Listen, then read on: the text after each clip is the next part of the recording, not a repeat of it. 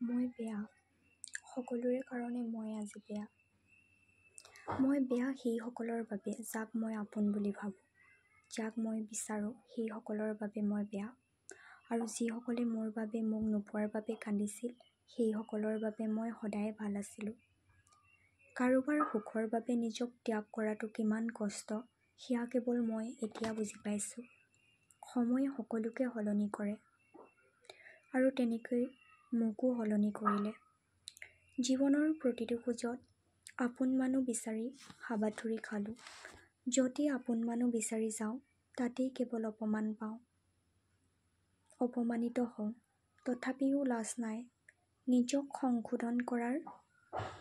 য'তেই দুখ তাতেই সৃষ্টি, য'তেই কষ্ট তাতেই সৃষ্টি উপলব্ধি। হ'লেও জীৱনটো আগুৱাই যাবই লাগিব, দুখবোৰক সংগী কৰি, সকলোবোৰক সাৰথি কৰি। জীৱন আগুৱাই যাবই লাগিব। সময়ে ইমানখিনি শিক্ষা দিলে যে কাকো ভাল নাপাবা। য'ত ভালপোৱা আছে তাত চকুপানী আছে, অপমান আছে, লাঞ্ছনা আছে। কেৱল নিজৰ লগত থাকা, নিজৰ লগত ভালপোৱা কামবোৰ কৰি যোৱা।